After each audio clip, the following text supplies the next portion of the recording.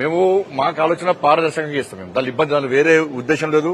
వీళ్ళకి అనుకూలంగా వాళ్ళకి అనుకూలంగా ఒక వర్గానికి అనుకూలంగా ఒక వ్యతిరేకంగా సీట్లు పెంచాలి తగ్గించాలి అన్నిటి మీద కూడా ఇలా ప్రభుత్వం ఒక నిర్ణయానికి రాలే. కేంద్ర ప్రభుత్వం ఒక నిర్ణయాన్ని ప్రకటించలే. ఇంకా ప్రకటించక ముందే వాళ్ళే దక్షిణానికి వ్యతిరేకం అని చెప్పి వాళ్ళు ఎన్నికల ఇన్ని రోజులు ఎందుకు గుర్తురాలి వీళ్ళకు. వాళ్ళ కేంద్ర ప్రభుత్వం ఒక ప్రణాళికను రూపొందించి మీకు బహిర్గతం చేస్తే దాని మీద చర్చించాలి. ఇలా తమిళనాడులో మీటింగ్ పెట్టి తమిళనాడు ఇలా స్టాలిన్ గారు చెప్పాలి రూపాయిని బొమ్మ లోగో తయారు చేసిన వరకు తమిళనాడు వాళ్ళే ఇలా వాళ్ళు దాన్ని వ్యతిరేకిస్తున్నారు. వాళ్ళ కించపరుచుకుంటున్నారు. అంటే వాళ్ళకి కావాల్సింది భారతీయ జనతా పార్టీని అబాస్పాలు చేయాలి. భారతీయ జనతా పార్టీని వ్యతిరేకించాలి. ఇవాళ తమిళనాడులో ఆ పార్టీకి వ్యతిరేకత స్టార్ట్ అయింది. ఇక్కడ కాంగ్రెస్ పార్టీ వ్యతిరేకత స్టార్ట్ అయింది. కర్ణాటకలో కాంగ్రెస్ పార్టీ ఉంటుందా పోతానికి గ్యారెంటీ లేని పరిస్థితి. కేరళలో మనకు తెలుసు. కాబట్టి మళ్ళా ఉనికిని చాటుకోవడానికి ఒక కొత్త ఎత్తుగడతోని ఇలా రెండు దేశాన్ని విభజించే ప్రయత్నం ఇలా ఈ పార్టీలు చేస్తున్నాయి. వాళ్ళ పాచికలు పారవు. ప్రజలకు అన్ని విషయాలు తెలుసు. నరేంద్ర మోడీ గారి మీద నమ్మకం ఉంది. ఆ విశ్వాసం ఉంది కాబట్టి ఇలా భారతీయ జనతా పార్టీ వైపు నరేంద్ర మోడీ గారు ప్రజలు ఇస్తున్న విషయాన్ని గుర్తించాలి. ఎప్పటికైనా కూడా వీళ్ళు పిలిస్తే వాళ్ళు పిలిస్తే వీళ్ళు ఇలా సమస్యలు చర్చించండి. ఇవాళ ఈ రాష్ట్రంలో అమలేటి ఎవరు కేంద్ర ప్రభుత్వం తప్ప ఏమైనా ఇప్పుడు కార్యక్రమం అయింది. మాతృవందన యోజన పేరుతోని 5,000 రూపాయలు ఇస్తున్నాం 3 ఇన్స్టాల్మెంట్ కొద్ది. రాష్ట్రం ఏమిస్తుంది ఇవాళ 2,500 రూపాయలు ఇవ్వండి ఇస్తలేదు వరకు. తులం బంగారం ఇస్తాను ఇవ్వలే. స్కూటీ కొనిస్తాను కొడి ఇవ్వలే. ఇలా సైకిల్ ఇస్తున్నాం. ఇవాళ కిషోరీ శక్తి పేరు మీద 11 సంవత్సరాలు 18 సంవత్సరాల పిల్లలకు ఉచిత విద్యా వైద్యం అందిస్తున్నాం. ఇవాళ పుట్టబోయే పిల్లలకు పుట్టిన పిల్లలకు ప్రెగ్నెన్సీ లేడీస్ అందరికీ గర్భిణీలకు కూడా టీకాలు ఇస్తున్నాం. ఆడపిల్లలు పుడితే జన్మోత్సవ పేరుతో ఉత్సవాలు చేస్తున్నాం. సెల్ఫీ విత్ డాటర్ పేరుతోని ఇలా మేము ప్రోత్సహించే ప్రయత్నం చేస్తున్నాం.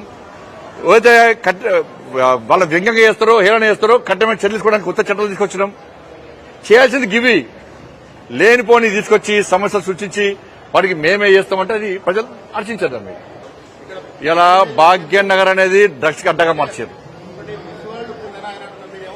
ఇలా మిస్ వరల్డ్ పోటీలు నిర్వహించి తబ్లిగే జమాది ఉత్సవాలు నిర్వహించి దానికి అంటే ఇతర దేశాలు నిషేధించిన సంస్థలు తీసుకొచ్చి మీటింగ్లు పెట్టించి వాళ్ళకి సపరేట్ రోడ్లు వేయించి వాళ్ళకి ట్యాంకర్లు ఇచ్చి వాళ్ళకి భోజనాలు పెట్టి వాళ్ళకి 2.5 కోట్ల రూపాయలు ఇచ్చి వీటిని ప్రోత్సహిస్తే బ్రాండ్ ఇమేజ్ జరుగుతుందా?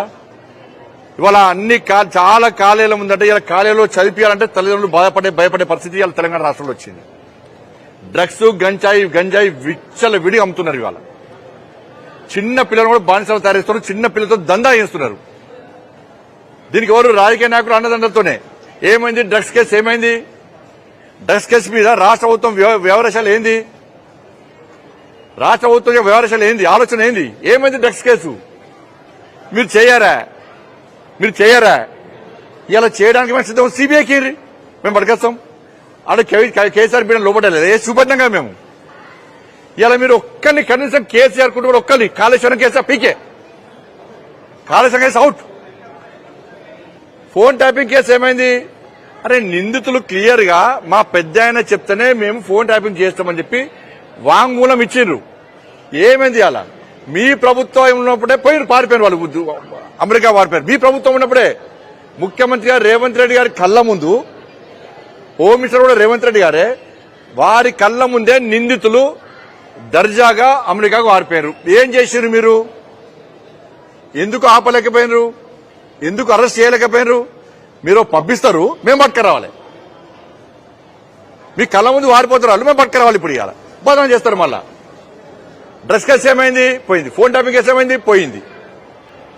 ఫామ్ హౌస్ కేసు ఏమైంది? అది పోయింది. ఈ ఫార్ములా కార్ కేసు ఏమైంది? అది పోయింది. ఏమైంది? అలా ఎన్ని కేసుల మీద? ఈ కేసుల మీద ఎందుకు చర్చిస్తలేదు అసెంబ్లీ? ఇన్ని కేసులుంటే కేసీఆర్ కుటుంబం మీద కేసీఆర్ కుటుంబం టచ్ చేసే దమ్ము లేదు వీళ్ళకు. గిన్ని కేసులా? ఒక్క కేసు కాదు, 2 కాదు, 5-6 కేసుల మీద ఇప్పటికీ విచారణ జరిగింది. నివేదికలు వచ్చినాయి. రేపటి చేస్తాం, మా పరిస్థితి ఇగో చూడు అని చెప్పన్నారు. కథ అన్ని మర్చిపోయినాయిగా. కథ ఢిల్లీ పోయి కలిసి ఉంటారు, వీళ్ళు కలిసికొట్టారంటే యాక్టింగ్ చేస్తారు బీజేపీ వ్యతిరేకంగా. విద్యుత్ కొనుగోలు కమిషన్ రిపోర్ట్ వచ్చింది. ఏమైంది మరి? ఏమైంది? కనీసం కేసీఆర్ ఒక్కసారి వెళ్ళాక ఆ కమిషన్ రిపోర్ట్ ఎంక్వైరీ అప్పుడు కనీసం కేసీఆర్ అనే వ్యక్తిని పిలిచి కనీసం నోటీస్ ఇవ్వలే, ఆయన పిలిచి విచారణ జరపలే. ఫోన్ ట్యాపింగ్ కేసులో కేసీఆర్ అని చెప్పి వాళ్ళు వాంగ్మూలం ఇచ్చారు. మరి కేసీఆర్ నోటీస్ ఇచ్చారు ఏమన్నా? ఒక నోటీస్ విచారణ పిలిచారు ఏమైనా? డ్రగ్స్ కేసులో కేసీఆర్ కొడుకు మీరే అన్నారు, మంత్రులు అన్నారు, ముఖ్యమంత్రి అన్నారు. నోటీస్ ఇచ్చిరా కనీసం? అరే ఒక్క నోటీసు, ఒక్క విచారణ పిలుస్తలేరు. ఇంత ఘోరమా? కాంప్రమైజ్ పాలిటిక్స్, ఇచ్చి పుచ్చుకునే ధరలో కాంగ్రెస్ బీఆర్ఎస్ పార్టీ వివరిస్తున్నారు. వీళ్ళ పరిస్థితి ఏంటంటే కాంగ్రెస్ పార్టీలో హైదరాబాద్ భూములు అమ్మాలే, 40,000 కోట్లు మళ్ళీ కొత్త ఏరియా ఉన్నది, ఏరియాలో భూములు అమ్ముతుండటం వల్ల ఆ సెంట్రల్ యూనివర్సిటీ దానికి సంబంధించిన మొత్తం భూములు అమ్మి ఇవాళ జీతాలు ఇవ్వాలి. మళ్ళీ ఇవాళ అబద్దాలతోని కేంద్రాన్ని బదనాం చేసి ఇవాళ కాలం గడుపుకోవడానికి, టైంపాస్ చేయడానికి కాంగ్రెస్ పడుతున్నది. ప్రజలు గమనిస్తున్నారు. గ్రామాల్లో సంక్షేమ పథకాలు ఎవరు చేస్తున్న వాళ్ళకి తెలుసు, గ్రామాల్లో నిధులు ఎవరు చేస్తున్న వాళ్ళకి తెలుసు, మున్సిపాలిటీ కార్పొరేషన్ నిధులు ఎవరు చేస్తున్నారో తెలుసు. ఈ కాంగ్రెస్ పార్టీ ప్రభుత్వం వచ్చిన 15 నెలలు ఒక్క పైసా ఇయ్యాలనే విషయం ప్రజలు గుర్తించారు, గమనించారు. ఇచ్చిన 6 గ్యారెంటీలు అమలు చేస్తున్న విషయం ప్రజలకు తెలుసు. టైంపాస్ చేస్తున్న విషయాన్ని తెలుసు కాబట్టే కాంగ్రెస్ పార్టీ ప్రభుత్వము ఇవాళ అధోగతి పాలేయడానికి సిద్ధంగా ఉందనే విషయం వాస్తవం. ధన్యవాదాలు.